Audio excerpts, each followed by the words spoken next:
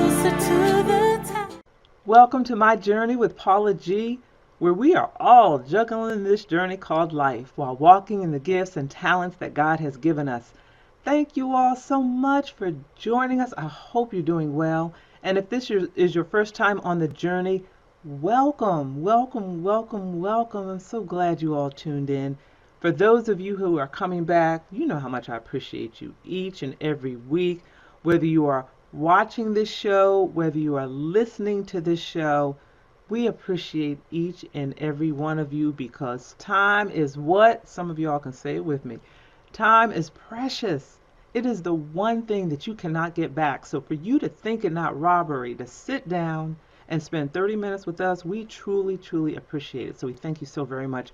We also thank our underwriters for My Journey with Paula G because without our underwriters, Lord knows this would not be possible. So we thank you all so much for your support. All of you who are listening, all of you who are viewing, I'm getting feedback from you all of how much you are enjoying the show, how much you are enjoying the guests. So thank you so very much. And if you're interested in being an underwriter for your business, product, or service, you can reach out to jerryvoicelive@gmail.com or paula@paulagvoice.com for further information on underwriting opportunities. If you have a question, comment, concern, or you're interested in being a guest, you can also reach out via email, paula@paulagvoice.com. Make sure you put My Journey in the subject line so we will know that you have an inquiry in reference to the show. So we thank each and every one of you so, so very much. You can keep abreast with us. You can check us out across social media. Paula G Voice across social media. Paula G Voice. Also, my website, paulagvoice.com. Make sure you go on and click the subscribe button to subscribe to our mailing list so you can keep abreast of everything that's going on in our world. So we thank you all so very much. You know, as we all go through this journey called life, we're juggling this journey while we're walking in the gifts and talents that God has given us.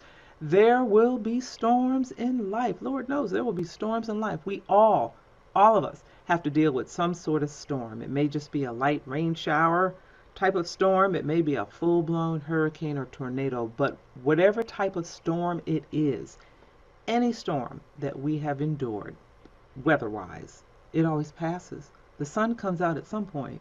So I want you to be encouraged if you're going through a storm in your life right now. Be encouraged. I know. It seems like the sun will never shine again, but it will. Be encouraged and continue your journey. Today, we have a guest today, and this gentleman, he's a founding pastor. He is a community group leader. He's a podcaster. He's a member of our Positive Power 21 family. He is a former gospel artist, a rapper. He's going to tell us a little bit about that. And he kind of, even though, he had a family, we'll talk about that a little bit too, but he really had to kind of grow on his own. So he's going to share with us a little bit of his journey and how he is juggling this journey called life while walking in the gifts and the talents that God has given him. He is Pastor Dwayne Matthews, my brother. We welcome you to the journey. Thank you so much. Woo! Wow, that's what I'm talking about. yes. You have such a calm, soothing voice. Oh my gosh, it's like, I'm listening to your show from now on. Thank you. Man, wow. I appreciate that. That means a lot. That means a great deal. Thank you so much. So we're here today. We're having this conversation. And I always say that we're having a conversation and the rest of the world just happens to be watching or listening. Share with the audience a little bit of your journey, which I think is the full journey is fascinating. Yes. From who you were, where you were, to who you are today and where you are today. Oh, wow. Okay. Wow. That's a journey. How much time do we have, right? I know. There's only so much time in the hour. So I literally, before I was saved, I was in the dark. I was in the dark. I was into so many different things. It was unbelievable. I called myself universal because I was into like different religions and just thought that, I can get to heaven through the different ways of life that I was leading. And I was in Egyptology. I was into voodoo. black magic. I was into so many different things. I didn't sell drugs, but I ran with drug dealers. You know, I was doing so much things that were in the dark, and I had the nerve to call myself Universal. I You was were even searching. You were yeah, searching. yeah, I was searching. That's the yeah, because I was dipping in and out of things. I was even Muslim for a little while, you Mhm. know. So my journey led me down a lot of dark paths. You know, I used to smoke weed, be on drugs, part-time alcoholic. So I really had a very dark past. Yeah, and it's been an amazing journey to see where I am now as opposed to where I was. I've even been arrested Mhm. off a lie, I might add. But still, when you're running in the dark things do Mhm. happen to you. And it was when I got arrested that the second time, when I got out of jail, that's when I gave my life to the Lord. I was in a seedy hotel, and there was a green Bible that was on the desk, and I just looked at the Bible, and I didn't know what I was doing with it, but I just said to myself, well, I said to God, who I never really spoke to because I didn't believe in him. You know, I was a Muslim, so I believed in Allah, but now I'm praying to God or I'm talking to God, which I never done before. So I asked him, I said, I made a request. Forget all the universality, whatever I was. I said, I need to get more spiritual. I need to get more spiritual. I didn't know what I was saying. That's what I said. I said, you know what, God, I need to get more spiritual. I said, but can a Muslim really believe in Jesus? And it was about maybe anywhere between 2 weeks and a month after that, I met this woman on the train. She was just smiling and all happy. You know, I was looking at her. I'm like, you know what? She must be funny or something because she's just too happy. And she looked in my direction. I was like, what are you smiling about? What are you so happy about? And she said, oh, my Lord Jesus Christ. That's why I'm so happy he's in my life. And I remember I asked about Jesus Christ earlier to God. And I said, you know what? Why don't you tell me about this Jesus cat? And she started to tell me how, how God brought her out of a bad place, which she had also been to jail too, and so forth and so on. And I was like, really? And I was like, you mind if we exchange numbers? Because I want you to tell me more about Jesus. And I kid you not, I was rolling with her for a little bit and just seeing how her walk is. You know, I was very cynical. And she got me into reading the Bible. And I'm like, And one day, she was telling me that she was going to church, and I'm like, okay, that's fine, it's cool. And this is the beauty of it. One day, she started to tell me about, or over the course of the time that I knew her, she started to tell me about the issues that she had, and her issues was kind of deep.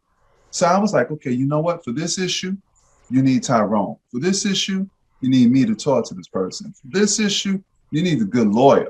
And she was like, mm-mm. God is going to take care of everything. And I'm like, right. God's going to take care of the guy that keeps knocking on your door. No, you need Tyrone for that. She's like, no, no, no. My Lord Jesus is going to get me out. He's going to do this and do that. And I'm like, yeah, okay, cool, cool. Right. That's what I was thinking at the time. But I watched over the course of time how specifically how she said Jesus was going to take care of the problem. Jesus could take care of the problem. So I was like, I need some of this Jesus cat. I really do. So when she was going to church, I said, sister, do you mind if I go to church with you? She was like, yeah. Stepped into that church. That day, I got sick. That day, I got sick. You just now you have me mesmerized because as you're sharing that journey, I'm thinking about the phrase that I closed the show with. Because I started to ask you, the phrase is the greatest conversation you will ever have is the one that takes place in between your ears. What are you speaking to yourself? Is God a part of that conversation? And are you listening to his still small voice? So my original question was going to be to you, how did that conversation in between your ears shift from who you were searching, not necessarily making the proper choices, to who you are today? You basically answered the question that I was going to ask. You're listening to that still small voice. He created the atmosphere, the Yes. platform from which you were to hear that still small voice. You listened and you adhered to that. We could open the doors of the church. Mm. We're done. We're Hallelujah. good. Drop the mic. Glory to God. Drop the mic. That is powerful. That is Yes. powerful. So you're listening to that still small voice, Yes. and I even through your journey though, and as I'm listening to you, even through your journey, it's like God saw at the root that you were searching. Okay, Yes. maybe the choices might not have been stellar, Yes. but the heart was searching, Yes. and he acknowledged that, and Yes. he acknowledged that and met you at your point of need at the Yes. appropriate time when your ear was inclined to hear Cool. him and Mm. listen and listen. That is absolutely powerful. Glory to So God. so this puts you in, and correct me if I'm wrong, but this puts you in a unique position because the whole journey with the whole journey was for a reason, because God was preparing you in that life before, Yes. preparing to use you to do, come on now, do what it is that Oof. you're doing today. So with that being Mm. said, your involvement in the community, because you understand the folks that are out there Yes. that some of us might be afraid of, shy away from, kind of turn our head when we pass on the street. You Yeah. understand. So share with the audience how you're using where it is you are today and where you were. Hear me, where you were. How are you using all that today to minister to people? Oh my gosh. Well, I'm getting chilled just because, when you're talking, it's Holy Spirit that is talking. So it's like, I'm getting chills. And, actually, when you get the chills, they said that like goosebumps, that's called clairsentience. That means the spirit is in the room. That means the spirit is here. He's hovering. So I'm glad that you said that, that you asked that question, because that has so many multi-layers. But so I'm just going to try to, okay. Hmm. That day when I first stepped into the church and I saw the pastor, when the pastor was speaking, okay, he was talking about fear and faith. Fear, if you believe if you have fear in you, then you are listening to Satan, because Satan is the person that the individual that promotes fear. So, but if you have faith in God, then you're going with Jesus. So you have to make a decision. You're going to deal with faith. You're going to deal with fear. Okay, which one are you going to have more? Which one are you going to believe in more? So with that being said, uh, uh, uh, the sister that brought me to the church, she was also speaking the same thing. So kind of went in line. And so I got into this pastor. Then I remember maybe 2 or 3 years ago, I was in a situation where I was looking at this same pastor and didn't know it. I mean, because of the people that I was rolling with at the time, I had to turn them off real quick. But even at that time, 2 years earlier, he was making sense. Okay, so here it is. All of a sudden, he's sitting in front of the pastor that I saw on TV about 2 years ago. So I really got into him. And at that point, Sister Paula, that's when God told me I was going to be a pastor. That still, confident, calming voice. He said I was going to be doing just what that pastor was doing. I couldn't believe it. Okay, so once I heard that, I was like, okay, well, I'm ready to pastor. And no, I had to go on a journey. I had to go on a journey. So when I first entered that church, the first thing that I did is I got into the drama ministry where I grew in acting, where all the skits and the scripts had to do with the word of God, which I didn't really make the correlation until I started. I was reading the word and I was looking at the script and I was like, hey, this goes right. It co-joins right with the Bible. I'm like, wow, okay, so I got into it even more. Sister Paula, when I used to read the Bible, on the train, up the steps of the train, while I was walking from the train to the house. Okay, and everywhere I went, I was reading my Bible. So I was getting incepted with the word. The word was getting instilled in me. So I noticed that I started to hear God's word, God's voice even more. See, because when you read the word, You hear the voice behind the word. Mm. Okay, the word is like the word is like an open portal. It opens the portal to God, because that's God written. That's the voice of God written in words. But then after you read the word of God, that's when you hear the voice, because you opened the door. You have opened the door now to hear him.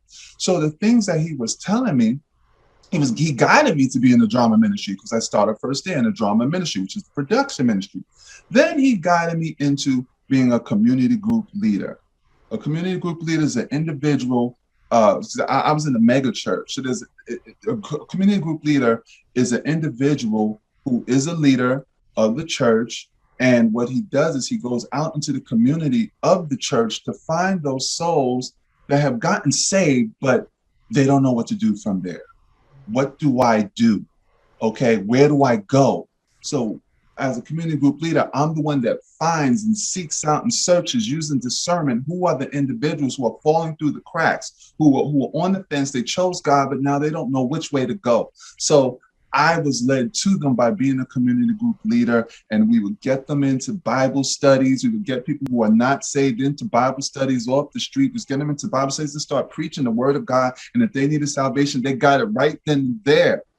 Then my journey led me on, God speaking to me, led me on a journey to be a vision keeper. Now I'm a vision keeper. Vision keeper is a person that's like the armor bearer of the pastor. He is our eyes. We are his eyes, his arms, his legs. And we do everything that a minister does. Almost like a pastor. We know all the operations in the back. We know the administration. We are the security of pastor. We do the ushering. Whatever it is that a church needs, that's what we do.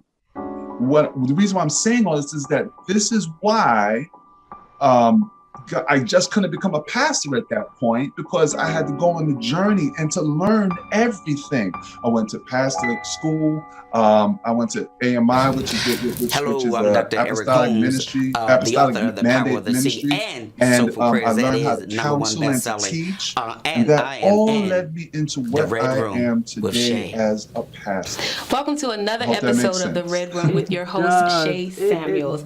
I'm here today with one of my special sisters, Miss Lakeisha Mosley, who is joining us today for another awesome topic. Before we get into the topic, though, I want you guys to know more about her. So, Miss Lakeisha Mosley, introduce yourself to the viewers. Hello, everyone. I am Lakeisha Mosley, and I am the host of the Lakeisha Mosley Show, and it's stationed out in Baltimore and Atlanta. I am so excited to be on the show today. Definitely a blessing, and definitely happy to be here. Yeah, we have so much fun. We talk about the behind the scenes of TV and just being sisters. It's nothing like getting an opportunity to really interview, to talk with, to just be transparent with one another. We do it so much, you guys. So this is like just a walk in the park for us. So we're going to have some fun. So you guys stay tuned so that you can have some fun with us. But we have a very awesome topic today.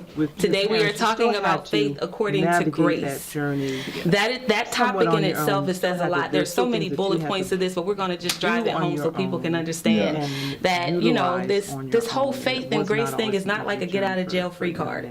And so you're going to talk a lot about that today with us. Absolutely. You're going to talk a lot. What do you think about that? Oh, wow. It's definitely not a get out of jail free card. And I'm saying that with life experience, just transparency. And that's what I believe in. Just being able to witness the favor of the Lord. And understanding that it's all about you that's growing, another story, which I'll condense for his you. guidance. And my wife has a lot to do with that. And I've learned my wife, a lot she's like, both ways. Yeah, our guidance can really get us in trouble. Open Can you imagine, like, when you were growing up, there were things that you just felt, our parents told us, like, don't do that. She has opened and we would do it anyway, and then we would end up in some sort of trouble. And who do we call first? Our 5 years ago, we're just like that with God. Every time God says, don't do this, and we do it, what do? God, we want you to get us out of this. How do we get out of this? And so now, you just want to instruct us on how to overcome that. Talk to us about therapist. How do you overcome Absolutely. My name is Listen, Mr. Devil Slayer. My wife's name is Mrs. Devil Slayer, and it's all about I remember the love many of God. years just Same doing way it my God way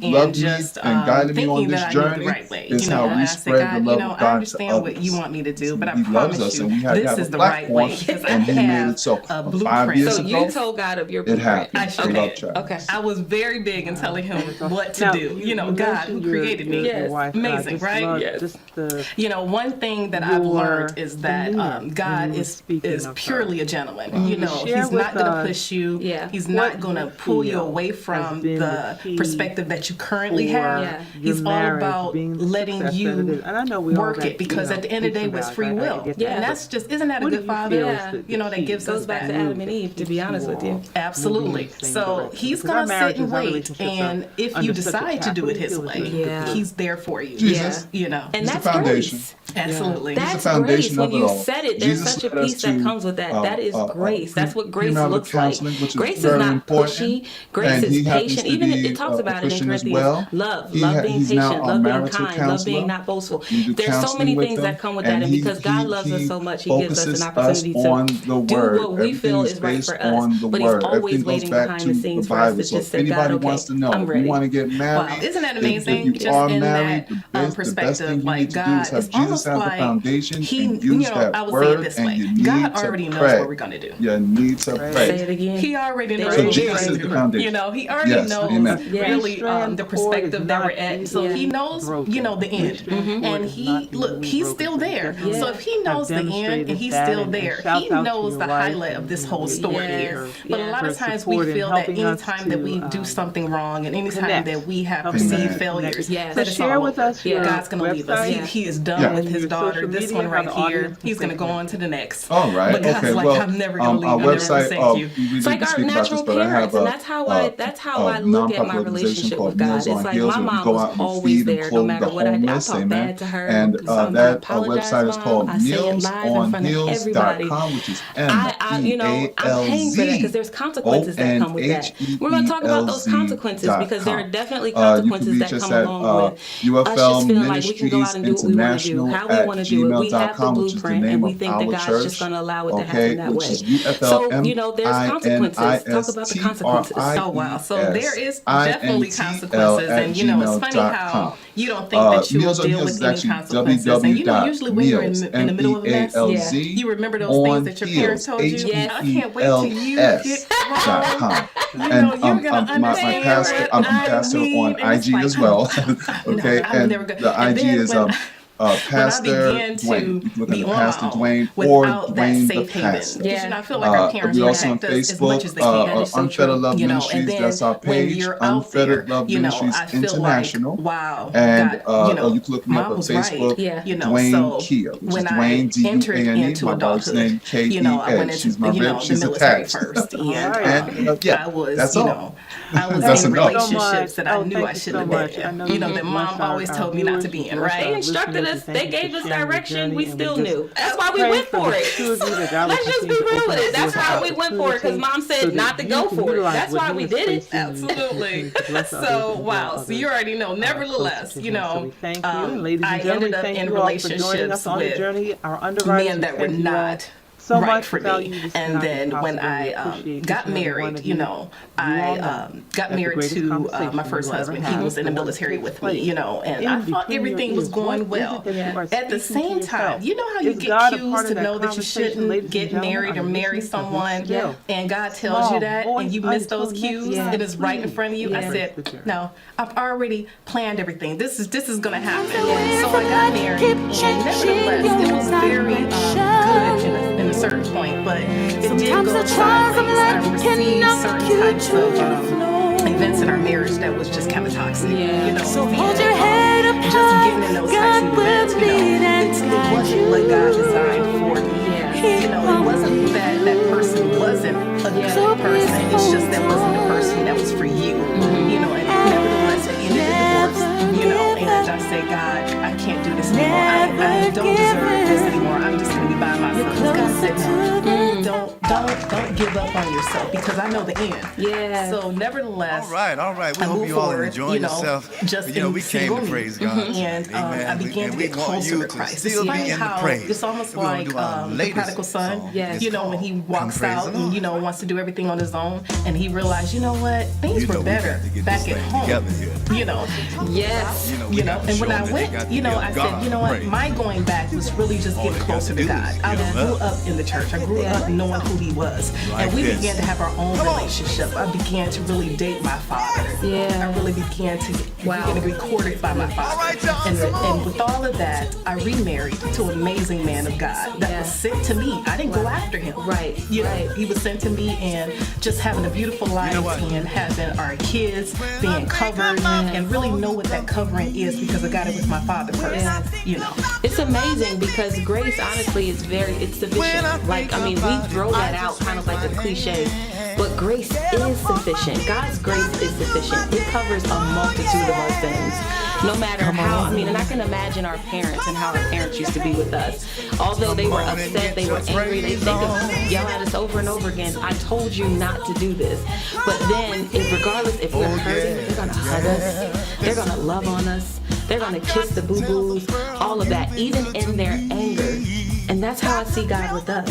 Yes, I really feel that because a lot of times God, He knows the end, but at the same time, I feel like life experience does give you a benefit, give you wisdom, where you can begin to, give someone else that same wisdom. It's hard to really teach someone if you've never been through it, because you don't know, really the outcome and how it goes. So it's not so much as knowing everything. It's just really, paving the way of, some experience that you experience. And begin to teach another the same. I think like you said, you really can't go through it and not learn something, not get this, this energy within you. I guess that's the word. This energy within you to want people to know how good God is after that. Because if He did it for you, He'll do it for them. And the exciting part about it is that He picked you to do it. Yeah, and that's the great thing about it, because you realize, wow, I am worthy. Yes. I do deserve this. Yes. I'm a part of the team. Yes. I'm a part of the house. I gotta give you a high five on that. I'm part of the team. I'm a part of the team. Yes. That's important to know, though. Yes. It's important for us to understand that God's grace is ultimately sufficient. And so right after these messages, we're going to go through, because I want to talk about how we utilize these opportunities to do what we want to do. And we say that grace is going to cover it. I want to utilize the next segment after this to do that. But we're going to take a music break, and we'll be right back after this music break.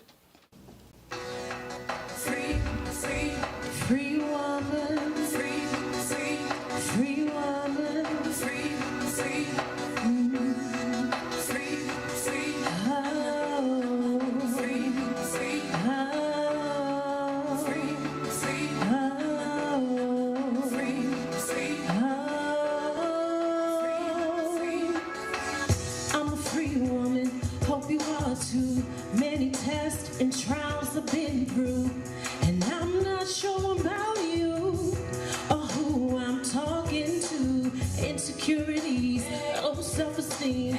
Ladies, y'all know just what I mean. It took a long while to get here. I had to fight through so many fears. See, I was left out, overlooked, rejected. My faith was shook. I had to find my way, and now I can't be stopped. Let me make it plain. I'm free, not going back. No slowing down, no taking slack. See, I've come to know just who I am. I am free, free. I'm a free woman, I'm a free woman. Free, free. I know just who I am. Free woman over here, free woman over there. Free woman, wave your hands in the air. If you're glad to be free, show another woman some love.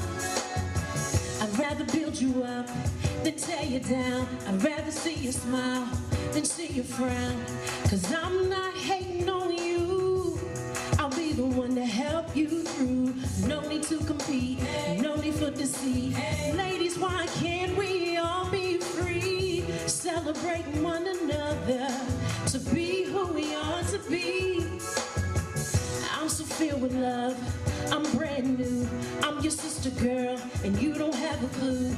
'Cause I've got work to do. No wasting time on you. Tired of being down, tired of feeling low.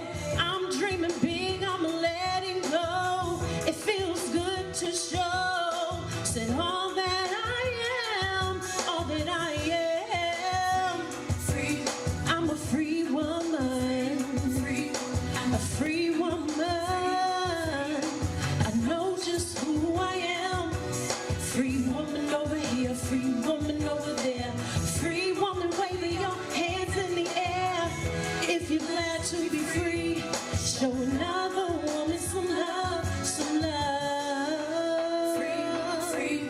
It's time that we build each other up, ladies. No need to tear each other down. We all got a purpose in Jesus. Woo!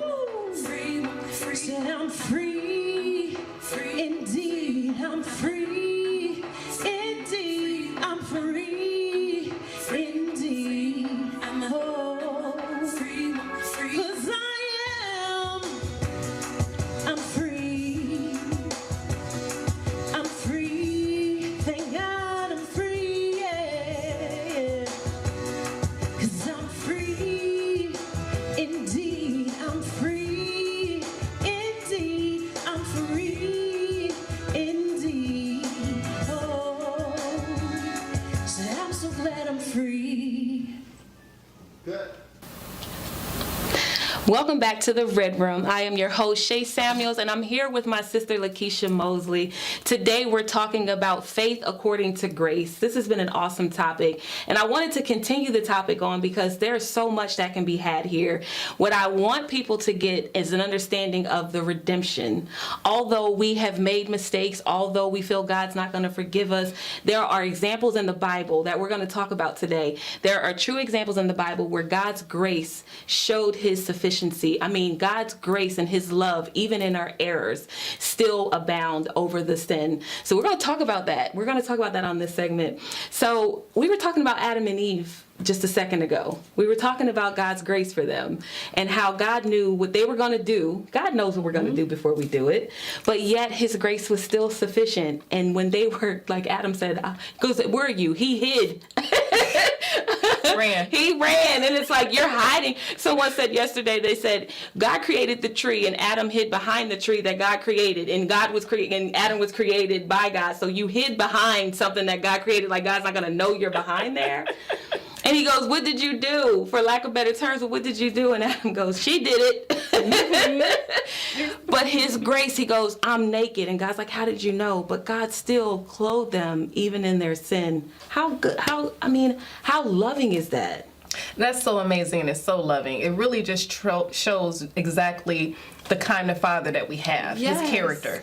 It really just shows us just truly the definition of a father. Amen. I mean, when you think about a father, Yeah. it's someone who protects you, it's someone who guides you your way, it's someone who equips you of all the things that you need Yeah. in order for you to live a good life, in Yeah. order for you to be self-sufficient. But he doesn't let you go Yeah. without you understanding. Yeah. You know, and I feel like that's just what her father was. And, you know, when you think of Adam and Eve, they truly, truly loved God. Mm-hmm. You know, he created them. Yes. You know, they went to work. Mm-hmm. You know, Adam went to work. He literally did exactly what the father said. Yeah. You know, Eve came on the scene exactly as she needed to, and she, you know, began to be by his side.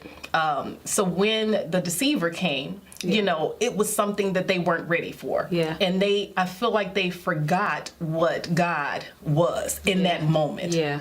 You know, and they began to truly believe their own human logic. Yes. You know, so eating this apple became something, you know, that was just, you know, mind-blowing. It was something that was just, you know, something that God probably did not take into account. Oh, he doesn't know about this. Yes. He really needs to know that this is The really small great. things. Yeah, you know, so just believing someone else's word. How many times do we do that? Yeah. Believe someone else's word. Yeah.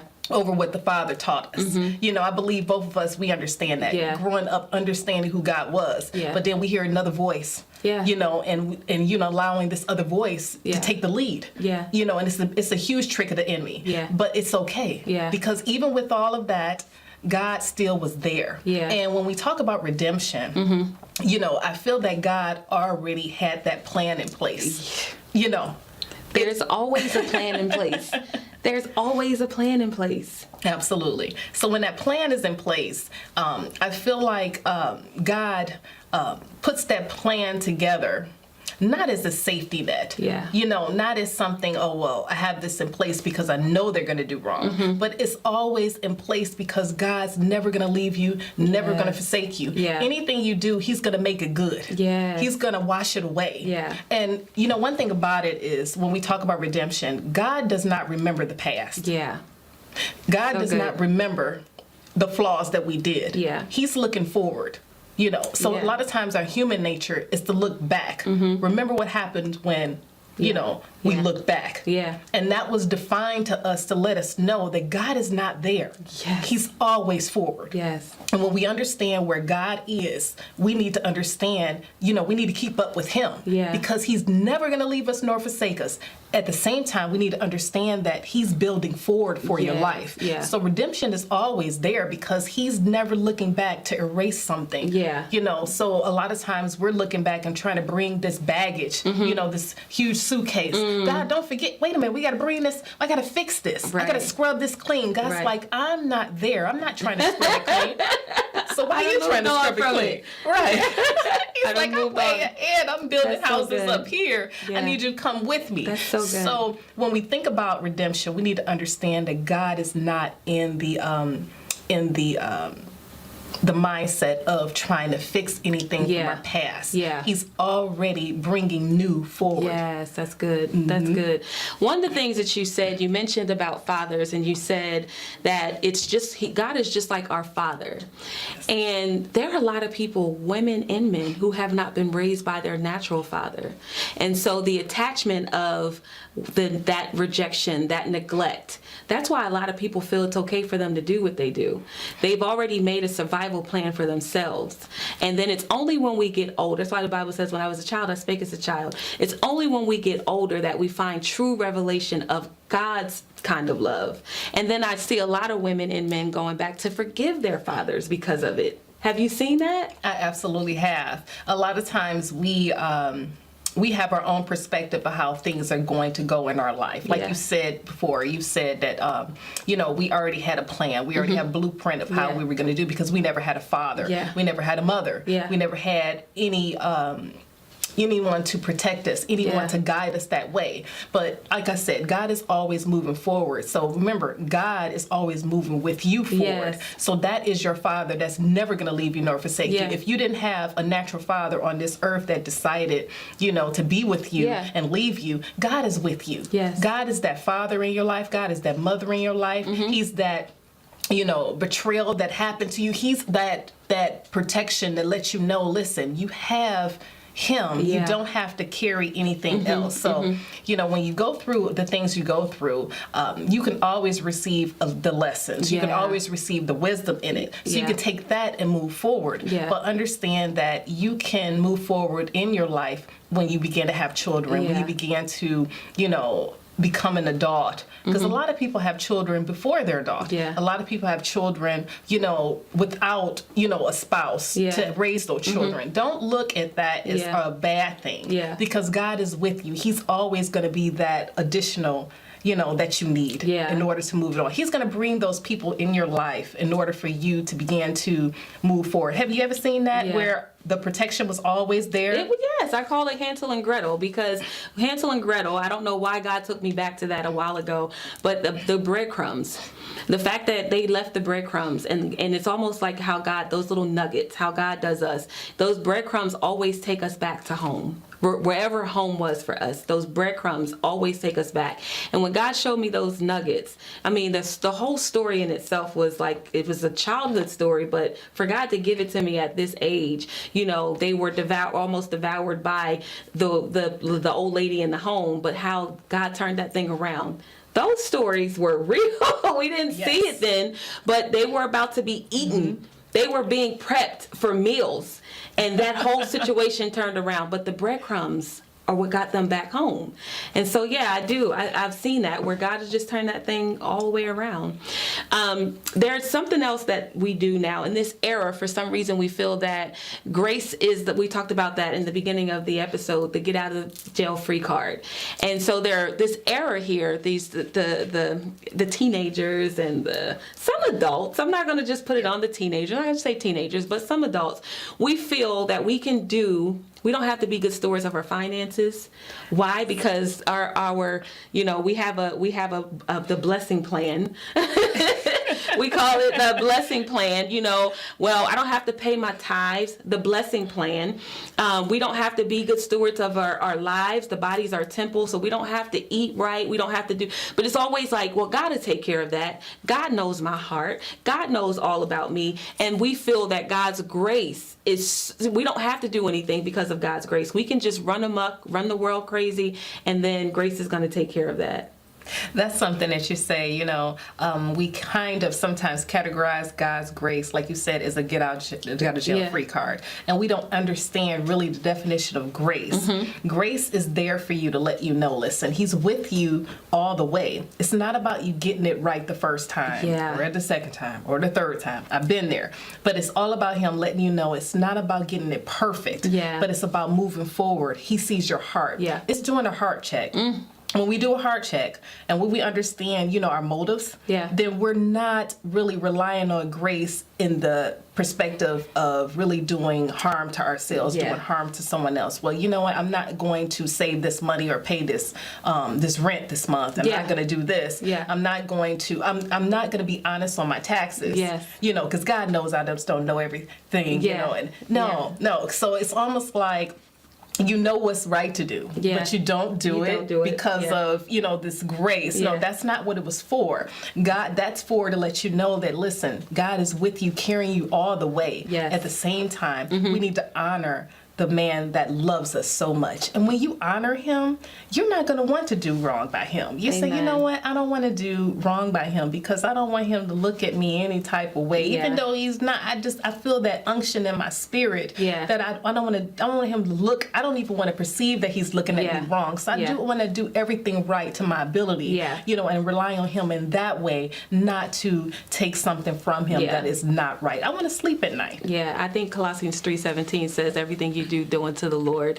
But we're going to go ahead and close this episode out. Lakeisha, I am so thankful again that you've been here. This has been a great topic. Before we go, can you just let everyone know where to find you? Absolutely. You can find me on my website, LakeishaMosley.com. You can also find me on my TV show, Lakeisha Mosley Show, on Monday nights at 9 p.m. Eastern Standard Time. You can also find me on all social media platforms and definitely on Amazon and all of those episodes as well. And again, we just want to thank you for coming by, again, just stopping by and just visiting with us and taking part of what we're doing today. And for you guys, you stay tuned for the next episode of The Red Room. I'm your host, Shay Samuels, and I love you guys. Until the next episode.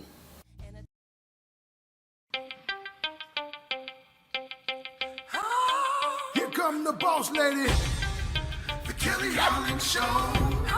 Watch out, let's go.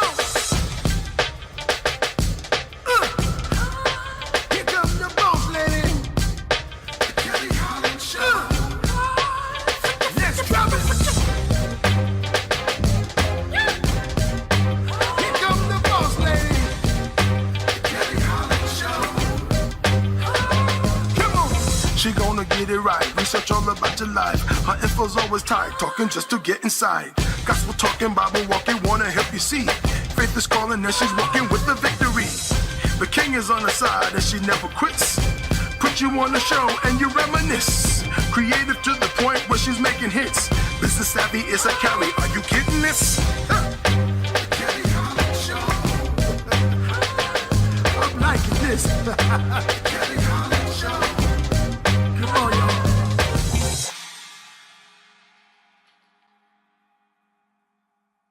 Thank you so much and welcome to the Kelly Holland Show. I have been blessed to be given a newer platform, and I would like to share with you today's guest. We have Miss Marietta Bellis. She is the children's author of many bilingual and bicultural books, and she's also podcast host of Mama's 411. Today, she's here to speak about her newly titled book, I Have a Secret, written in both English and Spanish. And I am so glad that she's here to help me along with that. Marietta Bellis, please let our listeners know, even though I ran through it very quickly, who you are and what do you do, lady? Hi, thank you so much for having me. It's a pleasure to be here. My name is Marietta Bellis. My friends call me Mari, and I am a book author, social media influencer in the parenting area, and I have a podcast. I also do Instagram Lives every Monday, and I'm on a mission to help parents and be support to parents that are raising bilingual, multilingual, and multicultural children. That's beautiful. I find in my culture, we don't really know much of our own history. So we just latch on to whatever government holiday is going on. There you go. It's Memorial Day. All right, no work. Let's barbecue. Like, well, what does that mean? I don't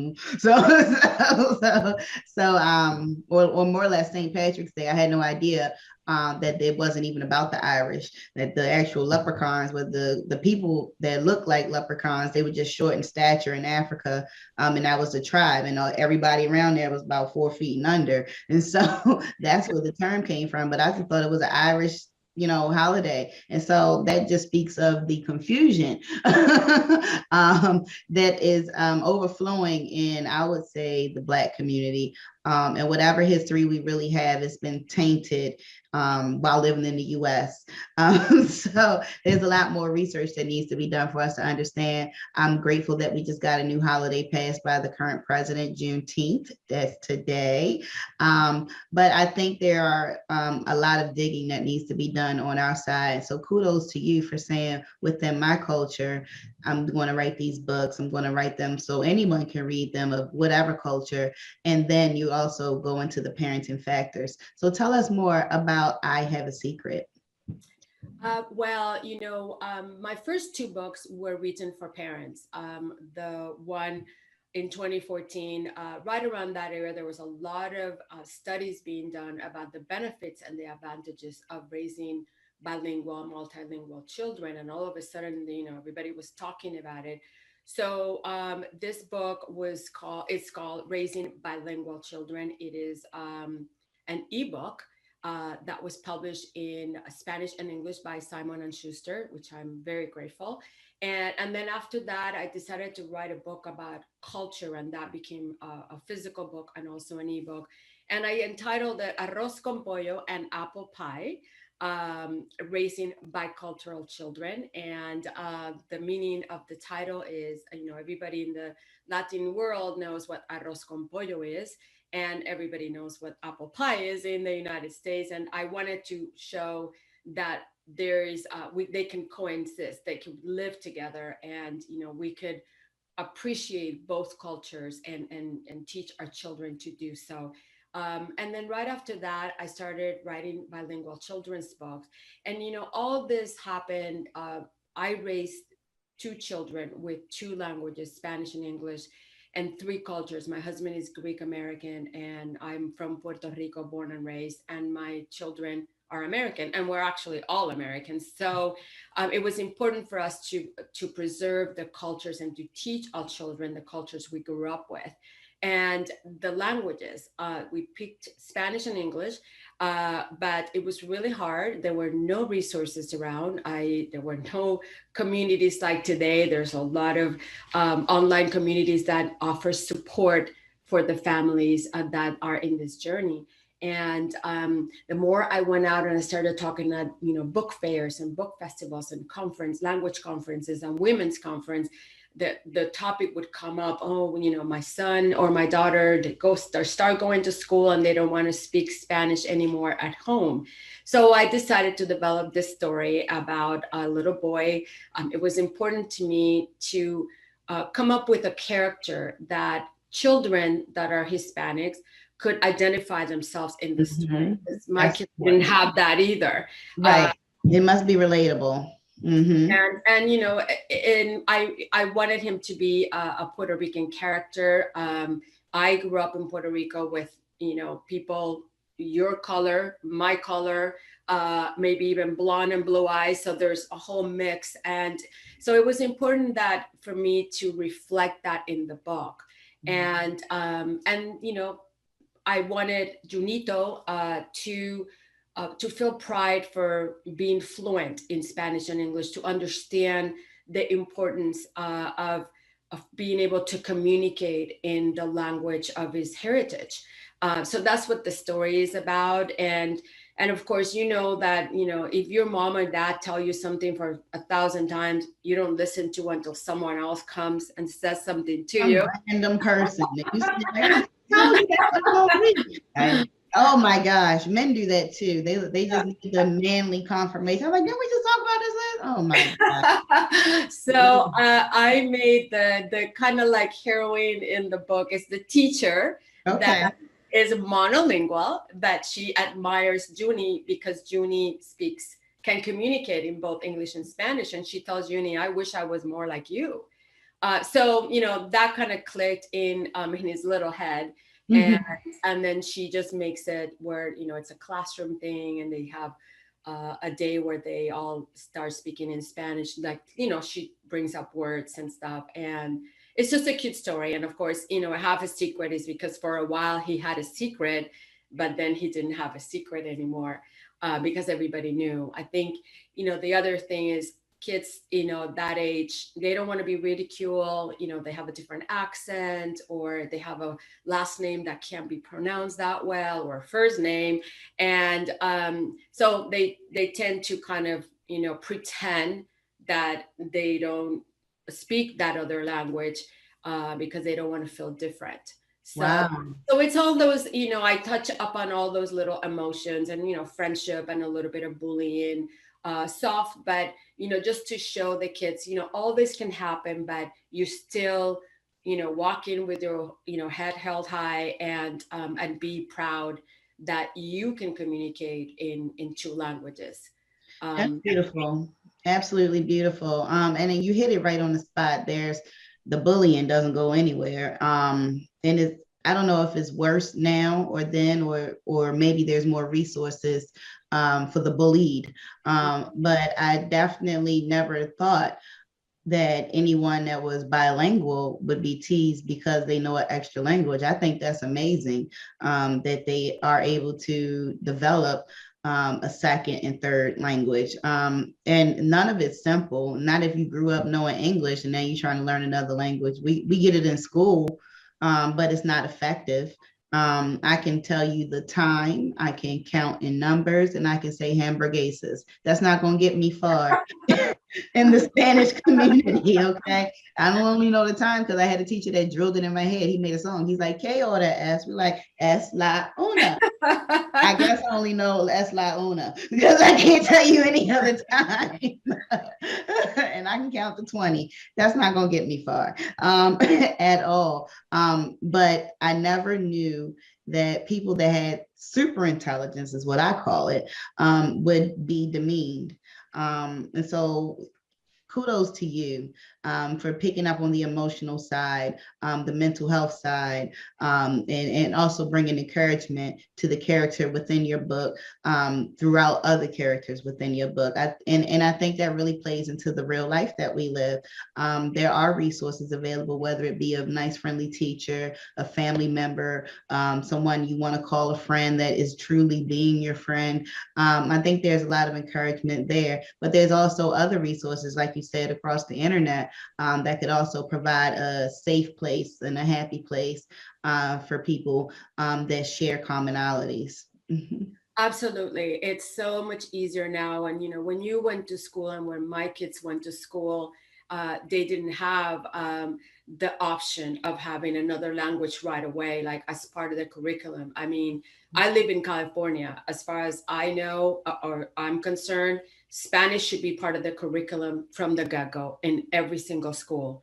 And Yes. it's not only here. I mean, I used to feel this way about California only, but no, it should be all across the United States. We know too much now. We have the scientific proof that you were born with a multilingual brain, and you had the opportunity to take that Spanish class from the beginning, you would have, at least have some conversational Spanish in your brain. I'm hopeful that today we know a lot more, that we're more informed, that there are, teachers that can go to college and have a bilingual degree, so they can go and teach Spanish and English in a school. And in my research and over the last 5 years, there's a lot of interest and monolingual parents that are now raising bilingual children because they see the advantage, which comes to my belief that bilingual books are very effective because, now a monolingual mom or dad can read this book with the child and understand what's going on, rather than, the child reading a book in Spanish and they have no idea because they don't speak the language. So I think it's, it has made reading time more fun, more effective. And I truly believe that is a gift. It's a gift we give our children when they can communicate in another language. Let's use the resources that are available and do it. I couldn't agree with you more. I was fortunate enough to attend a business leadership presentation where the winner would receive a $25,000 scholarship. Part of it would go to their education, and the other part would go to developing their invention. And I met a young lady that was working on an app that would translate schoolwork, written work, as well as conversations from one language to the next. And she mentioned her struggle coming up in school, how a lot of the homework she had, she really didn't understand.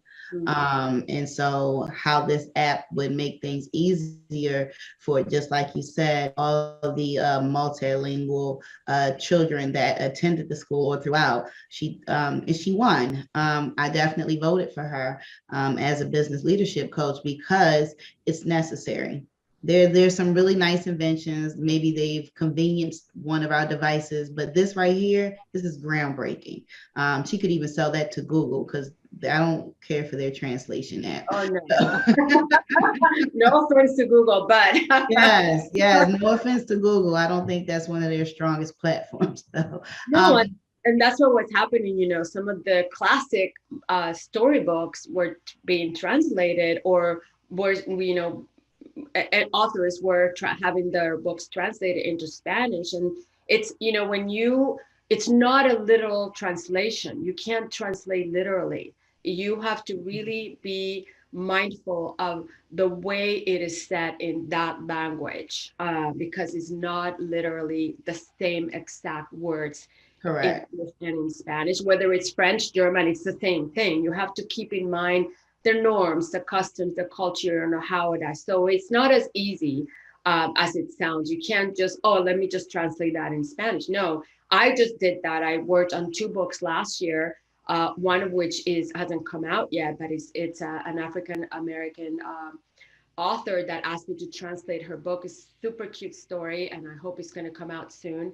And I had to really sit down and look at it from, the way I would say it in Spanish, that would also keep the meaning of what she was saying in her, in the English version. So anyway, it's a wonderful thing for children to be able to be exposed to all these characters and all these stories and see themselves in it. I love when I open a book and I see a Black kid, an Asian kid, a Spanish kid, because, my kids didn't have that. Correct. And I'm starting to see a lot more diversity and inclusion in the children's literature and throughout television, you're starting to see a lot more diversity and inclusion. It's not just a traditional white family or just Black family. You're seeing a mixture of family and friends. And I think that is applaudable. I also realized that between ages birth to 5, children are a sponge. And that is the prime time to introduce any language to them because they will pick up on it, translate it, and learn it. And you probably can't even speak it yourself. So well, it's interesting you say that because, in Europe, they've always known this. I did my first 2 years of college in Europe. I bless my parents for allowing me that opportunity. And I was 18 years old and there were kids around me speaking 5 languages without, they would turn this way, speak one another. And I was like, oh my gosh, this is amazing. And yeah. In that, by then I was bilingual, and then I learned the 3rd language. And, yes, it's amazing and it's wonderful to start when, as soon as you know that you're pregnant, start talking to that child in Spanish or French or German or whatever. But that doesn't mean that you can start later on. There's a number of different approaches that parents can take today to start with the 2nd or 3rd language. And there's resources out there. Send me an email. I'm happy to send you a list and also walk with you in that journey because that's what my mission is just to create this this world where we all understand the importance of the gift that we're giving our children when they are able to communicate in another language. Yes, I definitely agree with you. Were you always feeling the author bug, or what did you do?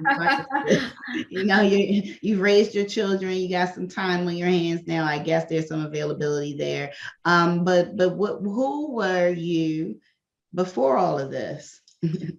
Well, I told you I was born and raised in Puerto Rico. I had a bachelor's degree in languages because I just loved speaking in different languages. But I came to California to get a master's degree in communications, and I did a minor in journalism and PR, public relations. And I ended up started writing a column for La Opinión newspaper here in LA. Okay. 2 parents like me that had no resources in trying to balance the cultures and the languages. I mean, I would go to the bookstores and libraries, and there were no books available to help me, like a Dr. Spock or, one. I'm like, okay, so let's talk about culture. How do I balance this? So I just, whatever I was doing in my house, I was talking to my husband one day, and he's like, if you have this education and you are trying to figure this out, think about the parents out there that are emigrating, that are coming to this country, that are trying to figure out how to balance the cultures and the language at home. You should write about it. Mm-hmm. So that's how I did. That's what I started with the column that ran for 12 years. And from there, I went into writing my books. Like, kind of like in 10th grade, I can look back and remember thinking I love to write because I had just finished a paper in English and I really loved the storytelling idea. So I kind of always knew I was going to end up writing eventually, okay. But become a book author has been a dream. So I'm super excited, and I have a 2nd book coming, like I'm working on, and I like the idea of writing for children and just, giving them these beautiful stories that they can enjoy. Thank you so much for being a part of that. There's not many resources still, but I'm grateful that there are none. So I'm glad that you were able to publish and to allow us to gain this new information and education. What about the business side of it very quickly? You had this dream, you had the drive, you had the skill, but when it came to putting it into a book, how was that process? Interesting. Let's just put it that way. Mm-hmm. So I was asked to write the book, the ebook, which ended up being an ebook, and I missed that part in the contract. But that's another story. But I was super grateful. It opened a lot of doors. Going out and saying that Simon and Schuster, that you're one of Simon and Schuster's authors, is opens a lot of doors. But then I ended up needing a print book, because then I started going to book fairs and book festivals, and parents still wanted to walk away with a book. Right. So that's where my Arroz con Pollo book came out, Raising Bicultural Children. And hold on. And here it is. And so I and apple pie, right? Yeah, Arroz con Pollo and apple pie. So I self-published that book. So I've gone to conferences where I talk about publishing traditionally with or self-publishing, and then this book was also published by a small publisher in Georgia. So it's been an interesting experience. I think my dream would be to have a literary agent that would say, hey, you write, and I will take care of the business side of things. But it hasn't been easy, which means that there's a lot of, in the Hispanic Latino world, there's been, over the last 2 or 3 years, a lot of little publishing companies starting their own business because of that, because they don't want to go through the traditional route and wait to get an agent, and it's a long process. So they started their own publishing houses, and it's a lot of work, but they're learning their craft and how it works. And nowadays you can do Kickstarter or that kind of GoFundMe, right. and they a lot of authors are doing that. So where there's a will, there's a way. They're a lot younger than me, girl. So I feel like I talked about it with my husband. He's like, do we really want to start a publishing house? And I just want my energy in my writing. I didn't want to start to, learn the whole process, because if I'm going to do something, I want to do it right. So I'm happy that my friends are doing it. I could become one of their authors, which is, perfect. So, but that's the reality of it. Is like still, some traditional publishers have a department where they publish Spanish books, but we're still growing in that respect. I understand. When you're the first at things, you kind of paved the way for others. And it's definitely difficult being both manager and talent. I can attest to that, right? Yes. Please let our listeners know how they can reach you, how they can get to your books, and how they can find out more about you. I have a website, and it's my full name, Maritere Rodriguez Bellas, BELLAS.com. And on Instagram is one word, Latina Boomer Mom. Okay. If you go in there, you find me everywhere. So, but I'm also on Twitter, LinkedIn, all the important ones, Facebook, of course. So you can, write me, email me, follow me, whatever, and find my books. And my books are everywhere, Amazon, online, smaller bookstores. I always like to promote the shop small idea. So there are some distributors like Cinco Books and Booklandia that also carry my book. It's going to be in Canada pretty soon. Another Latina that is starting an online bookstore in Canada. So I'm super excited about that. All right. Well, we are excited to see more of what's coming out of your tool and banks and anything else you put together. We want to see everything that comes out of there, because it's all informational, it's all helpful, and it's a culture builder. So thank you so much for being here again. Watchers and listeners, we are so glad to have had this experience with Miss Maritela Bellas, and hopefully she can come back and visit us again soon. Thank you so much. You are welcome. And thank you again for tuning in. Please join us again next week, same time, same place. This has been the Kelly Holland Show. And never forget to tap back into your unspeakable joy. Here come the boss lady, the Kelly Holland Show. Watch out, let's go. Here come the boss lady, the Kelly Holland Show. Let's go. Here come the boss lady, the Kelly Holland Show. Come on. She gonna get it right. Research all about your life. Her info's always tight. Talking just to get inside.